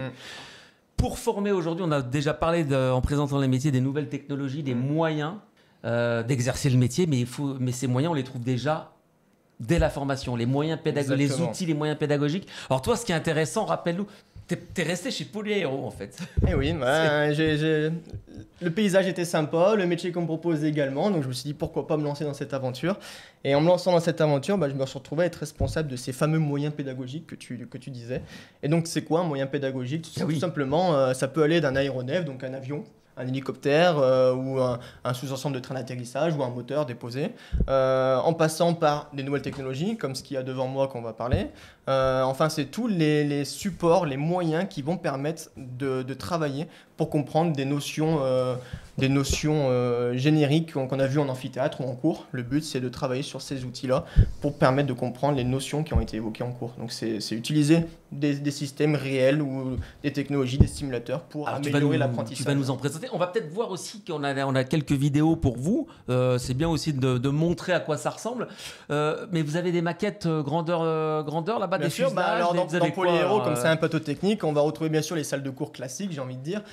C'est là où on va faire l'amphithéâtre, comme ça a été évoqué dans le chat, ou les cours, on va dire, classiques, théoriques. Mais évidemment, après, une fois qu'on a fait nos cours classiques, il faut aller un petit peu sur le terrain et toucher du concret. Donc pour ça, on a un hangar. Un hangar qui fait plus de 700 mètres carrés. On va retrouver des aéronefs. Donc on va avoir un hélicoptère, un dauphin, une alouette. On va avoir je mets quelques images, tiens, Bastien. Voilà, on peut voir un voilà petit le peu, site là. Le bâtiment de l'extérieur, mais on va avoir du coup un hangar où concrètement on va avoir les appareils. Ah bah regardez, on rentre dans le hangar. Voilà, donc on a du TB10, du MCR. On voit comme ce qu'on a là, on peut faire peut-être une petite pause. La technologie de scan 3D, donc là ça nous permet de travailler sur les deux premières familles de métiers qui est le bureau d'études et les méthodes. Donc ça veut dire qu'on va scanner un modèle concret. Donc là on voit, c'était juste avant, un moteur Ariel, donc un moteur d'hélicoptère. Et on va pouvoir le scanner entièrement, récupérer son modèle numérique en 3D et faire ce qu'on appelle du rétro-engineering, c'est-à-dire récupérer son modèle 3D et après faire des modifications en CAO sur ordinateur. CAO, conception assistée par ordinateur. Et là, ça, c'est un vrai moteur d'hélico. Exactement, c'est un vrai moteur qu'on est en train de scanner et on voit sur l'ordinateur qui est à gauche son modèle, son jumeau numérique. Ah oui, on le voit là, ouais. sur la gauche ici. Exactement. Là, voilà. Ah ouais. Mais vous les récupérez où, ces moteurs, là, ces outils-là C'est soit souvent les fournisseurs qui, souvent, c'est des appareils qui sont en rebut, c'est-à-dire qui sont plus en capacité de fonctionner ou d'être utilisés dans l'industrie, mais qui sont en super bêta. Donc on va avoir gentiment des donateurs ou sinon on va acheter des modèles chez les constructeurs ou chez les entreprises partenaires pour pouvoir récupérer ça et travailler sur des objets qui sont réels et concrètement utilisés dans l'industrie. C'est vrai que l'endroit est magnifique. Oui, c'est l'avantage. C'est un environnement de travail quand même. Vous voyez, n'ayez pas peur. L'aéro recrute et regardez ces centres de formation qu'on trouve comme Polyaéro. Regardez ce cadre, les montagnes sur l'aéroport. On est vraiment sur l'aérodrome de Tala et juste à côté. Vous êtes de l'autre côté des pistes en fait, pour bien situer. Voilà. Il y a la piste au milieu, les entreprises d'un côté et nous de l'autre. Exactement. Donc c'est magnifique. Puis il y a des montagnes. Et il y a des montagnes et il fait aussi toujours beau. C'est vrai que c'est un microclimat là-bas, les Hautes-Alpes. C'est les plus ensoleillées de France, donc ça c'est vrai que c'est agréable. Mais voilà, pour revenir au scan 3D, donc le but c'est de faire du rétro-engineering. Et après, ces modèles numériques qu'on va récupérer, on va pouvoir faire plein de choses, soit les imprimer en 3D, ce qu'on verra juste après, pour pouvoir faire du prototypage, soit les modifier, donc modifier le modèle 3D pour pouvoir après refaire des tests en soufflerie, ou pouvoir le voir avec de la réalité augmentée, de la réalité virtuelle qu'on va voir également juste après. On voit bien le moteur voilà, scanné, là, voilà. Les salles de cours. Salles de cours classiques. Mais alors, ton métier... Là, c'est la CAO. Donc là, ils sont en train de modifier des pièces en 3D. Voilà, bah ça on va en parler. Mais ce qui est intéressant, c'est que quand on a fait la petite regardez, on avait un pense-bête, hein. Bah oui, bon. Quand même. Pensiez que je savais qu'on savait. Bon, bref. Ton métier, on le voit pas ici, là. Toi, t'as quand même un métier particulier. Oui, t'es c'est responsable, t'es ingénieur. Alors, redis-moi. Ingénieur d'études. Aéronautique, responsable des outils pédagogiques. Donc chez Polyaéro, toi, surtout les simus, toi. Hein. Ouais, bah c'est vrai que là, on a parlé, c'est les métiers qui sont en lien avec l'industrie. Et nous, là, je travaille du coup dans un monde de formation, d'organismes de formation. Donc c'est vrai qu'on n'a pas forcément discuté dans cette. Mais comme quoi, il y a des métiers presque un peu improbables. Voilà, il y a des métiers annexes qui sont tout aussi intéressants. Mais ça ne m'empêche pas au quotidien de voir ces métiers-là, parce que vu qu'on va former à ces métiers, automatiquement, je dois minimum les maîtriser ou savoir de quoi on parle. Donc ça me permet de toucher un petit peu à tout, mais en ayant une vue extérieure et de pouvoir former les étudiants à ces métiers-là. Et toi, justement, pourquoi tu as choisi de faire ce métier? Pourquoi tu es resté dans la formation, finalement? C'est une excellente question. Pourquoi? Parce que l'opportunité déjà de travailler avec des moyens pédagogiques qui sont assez novateurs. Je veux dire, en France, il n'y a pas beaucoup, ou même pas, à part Polyaéro, d'organismes de formation qui est capable de regrouper autant de technologies nouvelles et qui permet de les détailler après. De cette façon-là. Donc c'est vrai de travailler sur des moyens pédagogiques qui sont hyper innovateurs, c'est un vrai plus et c'est une chance assez importante. Mais c'est surtout aussi le fait de pouvoir partager un peu sa passion et ses connaissances avec des étudiants. C'est très enrichissant, c'est un vrai travail au quotidien, c'est pas forcément évident. Mais voilà, de pouvoir créer des travaux pratiques, créer aussi des moyens pédagogiques, puisqu'on verra un simulateur qui a été créé entièrement par Polyaéro, bah c'est des projets qui sont super intéressants et qui méritent tout autant que des métiers dans l'industrie aéronautique d'être réalisés. Donc t'as pas voulu partir? Non, je suis bien. Alors ton métier est intéressant, il est métier annexe, tu disais, oui. Parce que voilà, tu es responsable des moyens pédagogiques, des outils, donc surtout toi c'est les simus. Mais alors avec quoi, voilà. Ouais. Donc on a vu un peu tous ces métiers, tous ces domaines, et donc pour se former, quel genre d'outils vous avez? Donc on va un peu les parcourir. On va faire peut-être sur les vidéos. Étapes. Donc voilà, le premier qu'on a vu c'est le scan 3D. Voilà. Donc le scan 3D va nous permettre avec la CAO, donc la conception assistée par ordinateur, de voir un petit peu tout ce qui est métier, bureau d'études et méthode, parce qu'avec ces moyens-là, on va pouvoir créer de A à Z une pièce. On imagine par exemple de créer une fusée, je dis n'importe quoi, et on va pouvoir, soit avec des éléments qu'on a déjà existants dans l'industrie, en scanner un et les récupérer pour après le modifier à notre façon, soit de l'imaginer totalement en CAO, donc sur ordinateur, pour pouvoir après fabriquer cette pièce. Donc là, on reprend les métiers qui sont du bureau d'études et de la méthode. Voilà, les deux premiers domaines. Des nouvelles technologies. Donc voilà. Ça forme les étudiants, on n'est plus là vraiment à dessiner, même si des fois on fait des croquis, mais les schémas 2D de l'époque pour créer une pièce, ça n'existe plus vraiment. C'est Alfred qui faisait des croquis à l'école. Hein. Oui, voilà, peut-être. Comme nous le rappelle Nesquik. On imagine la pièce et on la dessine en 3D. Et pour la pédagogie, c'est vraiment beaucoup plus simple de comprendre un système, comment il fonctionne avec une visualisation 3D qu'avec un plan de coupe en 2D. Ça, je pense que c'est assez simple à comprendre. Mais vraiment, les nouvelles technologies permettent d'apprendre autrement et surtout d'apprendre les futurs métiers de demain, comment ils vont être faits avec les nouvelles technologies. Voilà, ce qu'il faut dire, c'est que ces outils-là, on les retrouve après dans les entreprises. Bien sûr. Mais aujourd'hui, les scans 3D, la réalité augmentée, on a des cas d'exemples concrets, même la réalité virtuelle, d'utilisation dans l'industrie. Voilà, tu nous as amené des lunettes. Là. Alors, je ne sais pas par rapport à la vidéo, justement, c'est ce qu'ils portent. Alors là, on a la réalité virtuelle, donc je vais détailler un petit peu dessus. Voilà. Alors, la réalité virtuelle, à quoi ça nous sert? Ça nous sert à jouer des scénarios de maintenance en réalité virtuelle. Alors, juste pour ceux qui ne connaissent pas trop la réalité virtuelle, qu'est-ce que c'est? C'est un casque qu'on met sur sa tête où on est complètement immergé dans un scénario et on va pouvoir jouer un scénario. Alors, souvent, on connaît ça avec les jeux vidéo, mais nous, on l'utilise pour vraiment du concret. Donc, on va réaliser des tâches de maintenance en réalité virtuelle. Alors, on a sauté des cases, on est sur la maintenance, voilà. C'est pas grave. À quoi ça nous sert du coup? Aujourd'hui, lorsque Airbus ou n'importe quel constructeur fabrique un hélicoptère, Ils vont faire appel au bureau d'études qui va concevoir les systèmes. Ils vont fabriquer le système. Ils vont faire en annexe toute la partie, les cartes de travail pour après maintenir cet appareil. Mais on se rend compte des fois qu'il y a des problèmes de fabrication ou des problèmes de conception qui font en sorte que la maintenance au quotidien, eh ben, elle n'est pas facile à réaliser. Parce que je dis n'importe quoi, pour démonter tel circuit électrique, eh ben, il y a un cache qui nous gêne pour pouvoir le démonter. Et en fait, on va jouer ces scénarios avec la réalité virtuelle. Donc l'avantage de ça, c'est qu'on n'est pas obligé d'immobiliser un hélicoptère dans le hangar qui coûte cher, qui prend de la place. C'est qu'on l'a en modèle numérique. Donc on l'a vu juste avant, on avait le H175 pardon, de chez Airbus, voilà, le voici. Et là, on l'a entièrement modélisé en 3D, avec tous les circuits, tous les capteurs, il y a tout dessus. Et on va pouvoir du coup jouer ces fameux scénarios. Et l'avantage de jouer ces scénarios, c'est qu'après, on a des étudiants autour. Alors là, on est passé sur une autre technologie. Pardon. Il n'y a pas de problème. Je reviens un peu en arrière. Voilà, et là, on voit... on va le voir tout de suite. Voilà, super. Là, on voit les étudiants qui sont autour, qui n'ont pas le casque, mais qui voient ce que fait l'opérateur dans la réalité avec virtuelle. les écrans derrière. Exactement. Et du coup, ceux qui sont autour vont dire, ah bah oui, là, en effet, il a une posture pas correcte pour faire de la maintenance, ou alors il porte une charge trop lourde avec ses bras, donc ça respecte pas la réglementation. Enfin bref, on va avoir plein d'aspects de la maintenance qu'on va pouvoir modifier pour après changer les cartes de travail, faire de la rédaction technique, améliorer la maintenance ou modifier le design de l'appareil pour qu'il réponde mieux à la maintenance. Enfin, c'est vraiment dans l'objectif d'optimiser au maximum la maintenance, de s'entraîner à faire des tâches de maintenance. Comme si on était sur une vraie machine. Sur le vrai appareil. Voilà. Donc réalité virtuelle. Ça, c'est la réalité virtuelle. Il y a la réalité augmentée aussi. Et il y a la réalité augmentée. C'est ce que tu as amené. C'était plus simple à apporter que la réalité virtuelle où ça nécessite des ordinateurs, etc. C'est quoi la différence alors? Et bah là, la différence, c'est qu'on le voit, c'est une lunette où on n'est pas immergé dans un monde virtuel. C'est une lunette, si je la mets sur ma tête. On garde un œil sur l'environnement, là. Et que je regarde à gauche ou à droite, je te vois toujours. Donc je suis dans un monde réel, mais en superposition, on va venir mettre des hologrammes 3D. Oh là là. Et ces hologrammes 3D, à quoi ils nous servent? Ils nous servent pour de la pédagogie, à comprendre des systèmes.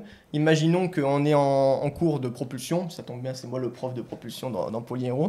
Que je vais faire mon cours de propulsion, donc on va avoir tous les étudiants qui vont avoir un casque, donc un HoloLens comme j'ai sur ma tête.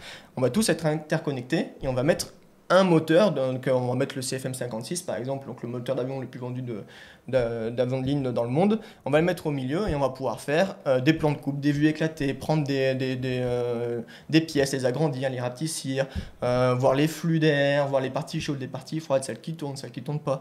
Donc pour la pédagogie, comprendre un moteur avec ces technologies, ça va nous prendre 1 heure, alors qu'on aurait peut-être passé 10 heures en amphithéâtre sur des schémas ou des planches 2D, de diaporamas, à comprendre comment ça marche. Donc ça, c'est pour la pédagogie. Donc ça nous permet vraiment d'apprendre plus facilement et plus rapidement des systèmes complexes. Et pour l'industrie, parce que c'est là aussi le double aspect, c'est que dans l'industrie, ces casques-là vont permettre, par exemple, à un opérateur qui fait de la maintenance sur une machine, il va mettre son casque, il va scanner un petit QR code sur sa machine, et ça veut dire en temps réel ce qu'il doit faire comme manipulation, quel outil il doit prendre par rapport à la carte de travail définie par le constructeur. Donc là, il est devant le vrai aéronef. Il a plus sa tablette avec son papier à lire chaque étape, il suit étape par étape avec les hologrammes. Donc, outil pour les formateurs. Et pour les industries, et puis aussi pour les étudiants, quoi. Mais voilà, c'est un ensemble pour tout. Une interaction, comme la réalité virtuelle qui est aujourd'hui ici utilisée en industrie. Je pense à Airbus, ils jouent exactement les mêmes scénarios que nous pour pouvoir détecter des problèmes de fabrication en amont. Est-ce qu'on a des images? Ah bah voilà. Et ça, c'est la réalité augmentée. Voilà. La réalité augmentée. Donc on voit les étudiants qui ont. Je vais revenir un petit peu. Là, c'en est un aussi. Donc là, on est en amphithéâtre où, par exemple, on est sur le cours de technologie hélicoptère où on va travailler sur les systèmes de rotor, de transmission. Et on les voit entièrement en 3D et on peut faire, là ils font un plan de coupe, ils coupent le moteur en deux, ils voient les parties qui tournent, celles qui ne tournent pas. Donc pour la pédagogie, alors ça va assez vite. Là on est déjà sur les simus, mais c'est vrai que c'est quand même incroyable comme outil là. Donc là voilà, pour bien comprendre l'enseignant, il les a aussi? Non, bien sûr, moi l'enseignant, j'ai aussi ma lunette, vous avez tous vos lunettes, tous connectés, et vous partagez ensemble, donc exactement. Toi tu partages, c'est toi qui as la main là-dessus, sur les mecs, tout le monde peut avoir la main, je peux choisir les droits, etc.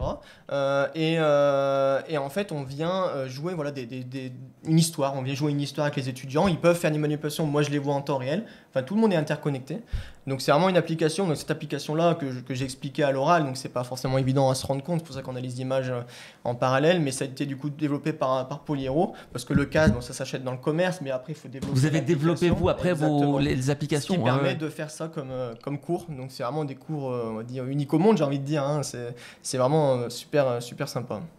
C'est passionnant. Donc effectivement, si vous voulez en savoir plus sur ces outils, voilà. vous avez plein de vidéos, Bien sûr, notamment voilà, sur le site de Polyaéro. Faut pas hésiter aussi, on a des journées portes ouvertes. Hein, C'est quand la prochaine? Alors on a le mercredi après-midi le 31 janvier, donc c'est assez, c'est bientôt. assez récent, mais on en a une autre, c'est le samedi le 16 mars. Donc là bien sûr tout le monde peut venir, on peut tester les technologies, on peut voir concrètement à quoi ça peut servir, faut pas hésiter à venir, voilà, on accueille tout le monde. Puis ce qui est intéressant aussi, c'est que tous ces outils high-tech, ça permet vraiment d'intégrer les travaux pratiques. Oui. Dans tous les domaines, tous les domaines qu'on a vus tout à l'heure, ces outils-là, ils ont un rôle. Ils ont un rôle, voilà. Non, on veut vraiment pas que ça paraisse comme un gadget, un jouet. On fait vraiment en sorte, et tout l'accompagnement qu'on va faire autour, donc je parle de moi, mais mes collègues de travail également, c'est de montrer vraiment l'intérêt de la technologie pour eux, l'apprentissage, mais aussi pour l'industrie. Et que les étudiants puissent à la fois se servir du casque, donc savoir comment il fonctionne, mais aussi, pourquoi pas, développer des choses qui permettront à l'entreprise de demain de faire des manipulations avec ces technologies. Donc voilà, donc les outils. Alors, on arrive effectivement bientôt à la fin. Il y a les simus aussi. Il y a aussi l'impression 3D. C'est vrai on a tellement de technologies qu'on pourrait y parler des heures. Mais... Je suivais lors de la vidéo. Alors ça, c'est les simus, on va y revenir. Ouais. Voilà l'impression 3D, c'est ça, hein. C'est ça, l'impression 3D. Donc on a 3 imprimantes également dans Polyaéro, où là, on est du coup sur la partie production des métiers qu'on parlait tout à l'heure. T'as vu Martin, si tu nous regardes. Mais du coup, on fait lien avec la production. Voilà. Là, cette fois, on va produire une pièce qu'on aurait pu imaginer avant avec le scan 3D, qu'on a pu scanner, qu'on a pu modifier en CAO, et cette fois, on va l'imprimer pour produire cette pièce. Et l'avantage de ça dans Polyaéro, c'est qu'on va pouvoir créer plein de prototypes, et ces prototypes, après, on va pouvoir les tester avec des bancs de traction, avec la soufflerie, voir les écoulements. On va pouvoir, parce que par exemple, dans le cadre des projets technologiques des étudiants, fabriquer de A à Z une fusée. C'est ce qui a été fait l'année dernière. Les étudiants de licence ont créé une fusée de A à Z qui a décollé en partenariat avec le CNES et Planète Science il y a quelques mois autour de Tarbes, il me semble, dans le sud de la France.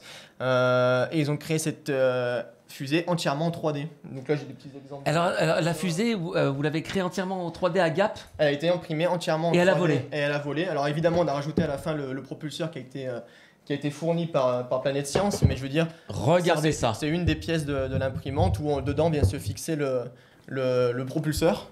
Et donc ça, c'est tout entièrement imprimé en 3D avec des renforts carbone, des fibres de verre, etc. en fonction des technologies d'imprimante que l'on va utiliser. Mais c'est pour montrer qu'on peut imaginer dans Polyaéro... Mais là, au milieu, juste pour qu'on puisse bien voir, voilà. On peut imaginer dans Polyaéro l'idée de création d'une fusée, et avec tous les outils, que ce soit du scan 3D, de l'impression 3D, de la réalité virtuelle, de la réalité augmentée, des simulateurs, on va pouvoir réaliser cette idée. Et c'est ça qui est génial, c'est qu'on a toutes les technologies qui permettent de A à Z d'imaginer et de créer un objet, de tester et de le faire voler pour de vrai. C'est le bas d'une fusée en fait. Hein. Voilà, c'est là où vient se loger le propulseur à l'intérieur, avec les ailerons qui viennent se fixer sur le côté. La fusée, elle faisait 2 mètres de haut environ. Elle faisait 2 mètres de haut. Ouais. Et ça a été... Donc vous voyez à peu près par rapport à l'échelle, donc 2 mètres de haut. Hein. Là, c'est juste vraiment le bas où vient se loger le propulseur, donc c'est qu'une petite partie. Alors justement... Si on reprend la chaîne bureau d'études, méthode, production, essai, jusqu'au premier vol de la fusée, combien de temps l'ensemble C'était environ 6 mois de travail. 6 mois de travail. Des étudiants. Tout compris. Vraiment tout compris pour faire large. Mais non, c'était vraiment une vraie réussite ce projet. Et c'est ça qui est vraiment satisfaisant, c'est de tout pouvoir faire de l'imagination à la création dans Polyaéro avec tous les moyens qu'on a.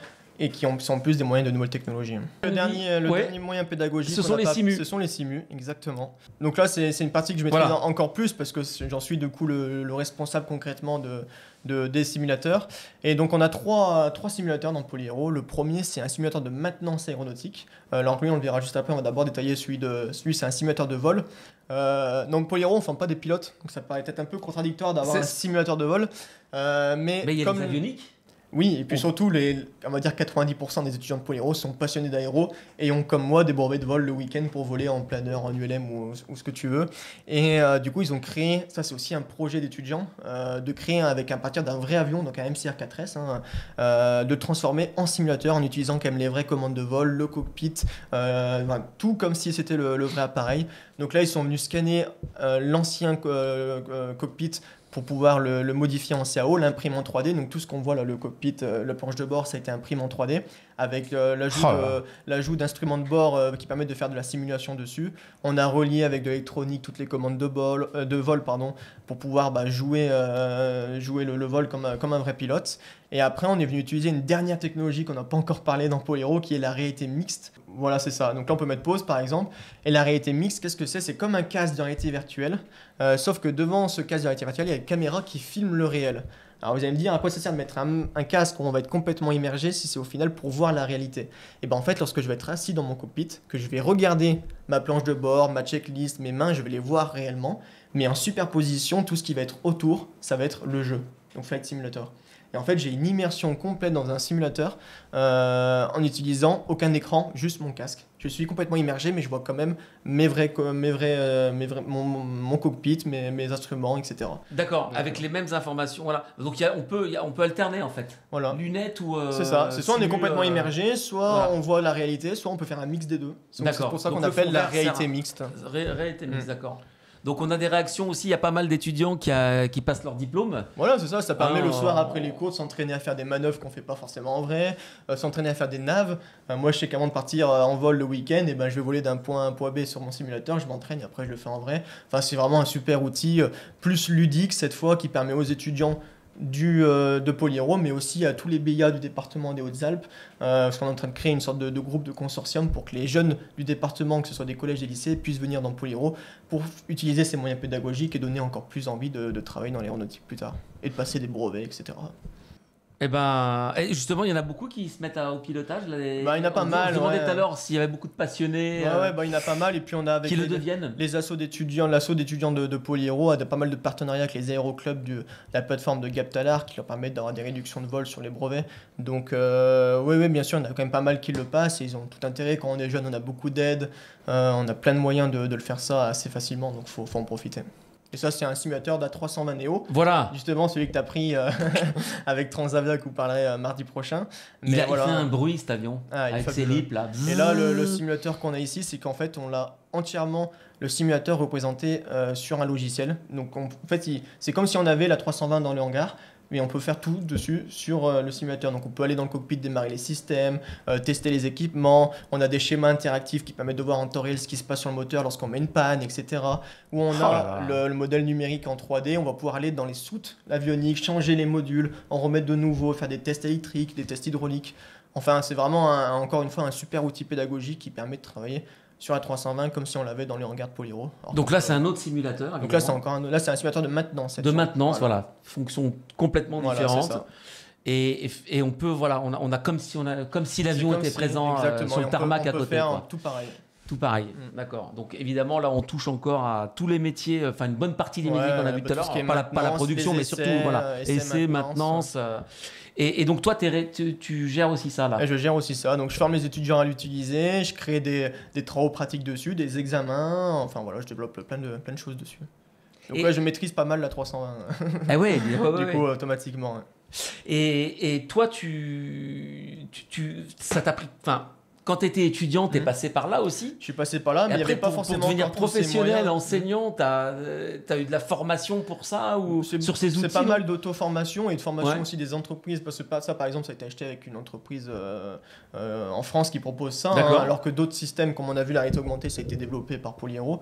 Là, ça a été acheté. Donc, c'est évidemment, quand on a acheté ça, on a eu une formation en parallèle qui me permet de maîtriser aussi le simulateur. Mais sinon, c'est beaucoup d'auto-formation. Et le fait d'apprendre aux jeunes, et ben aussi automatiquement on se forme nous-mêmes parce que lorsqu'on fait des recherches, on se renseigne, etc. Ben, on apprend les systèmes et après on les enseigne.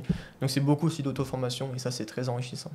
Juste pour rappeler quand même le contexte, il y a des besoins énormes en recrutement. Il y a beaucoup de métiers en tension. Exactement. Les employeurs sont en compétition. Ils sont à l'affût. Donc voilà, on peut redire 2-3 mots sur les rémunérations. Même en étant mécano chaudronnier, on peut vachement bien gagner sa vie. On peut gagner des salaires équivalents à des ingénieurs. Aujourd'hui, ça paraît fou. Ah ouais. Il y a tellement de demandes. Et si on commence à avoir un peu d'avoir une certification spécifique, par exemple de travailler sur tel appareil en tant que mécanicien, eh ben, on peut valoriser des salaires qui sont vraiment assez impressionnants. Pour donner des chiffres d'idées, aujourd'hui, si on est un mécanicien qui travaille sur de l'avionique, donc ça veut dire tout ce qui est les systèmes de bord, tout ce qui est dans le cockpit, les EFIS, etc. Et qu'on est APRSR, ce qui nous permet du coup de signer à la fin le bon de vol pour remettre l'avion en vol. Ça, c'est vraiment des métiers plus qu'en tension. Et aujourd'hui, on peut avoir des salaires entre 2005 et 3000 euros net par mois pour ces métiers-là. Donc pour des métiers qui ne demandent pas un bac plus 5, c'est quand même assez sympa. Hein. Tu te voyais faire de la formation si tôt quand t'as... T'es Pas du rentré tout. dans ce domaine, non? Vraiment, ça a été pur hasard, mais je suis très content d'être là aujourd'hui et je trouve que c'est très formateur. Donc, ouais, Et t'as pas eu envie à un moment de voir aussi dans une entreprise c'est pour ça aussi enfin, que je suis tu content le d'avoir vois, fait l'alternance avant, c'est que j'ai vous vu un bossez petit peu beaucoup avec les d'entreprise. entreprises, évidemment. On travaille beaucoup Ouais. avec les entreprises et j'étais en alternance, donc j'ai vu un petit peu avant ce que c'était le monde d'entreprise. Bon, je sais qu'il y a ma directrice qui me regarde, ça veut pas dire, mais je vais très certainement aussi plus tard Françoise. retourner dans l'industrie. C'est bien sûr, c'est tout à fait possible. Mais pour l'instant, je trouve que c'est un environnement qui est très formateur et que je trouve vraiment très intéressant. Franck May nous demande, je pense, est-ce que vous formez aussi des traducteurs pour les manuels, la documentation Alors, pas vraiment traducteur, mais on va beaucoup travailler avec de l'anglais, parce qu'évidemment, l'aéronautique, tout est Yes. en anglais. Et on travaille beaucoup tout ce qui est documentation technique, donc évidemment, on a pas mal de cours d'anglais aéro et technique pour apprendre. C'est quasi obligatoire, ça, c'est l'anglais, obligatoire, ouais. comme les pilotes, là. Exactement. Allez, merci à toutes et tous d'avoir été présents avec nous. Merci encore. Je pense qu'on refera des émissions métiers parce qu'il y a encore plein de choses à raconter. Ouais, ouais. On pourrait encore dire plein de choses, mais merci pour l'invitation. Merci pour l'invitation. J'espère qu'il y aura des connexions entre Pilote 12 et Oxford. Je crois que j'ai plus le pseudo exact. Merci beaucoup, Elliot, d'être venu. Mais merci à vous pour l'invitation, c'était vraiment un plaisir. Merci à Poly Aero de l'avoir libéré depuis, voilà, pour venir nous voir ici. On n'est pas très très loin, mais c'est chouette. Ouais, Salut encore à merci. tous. Ciao. Ciao.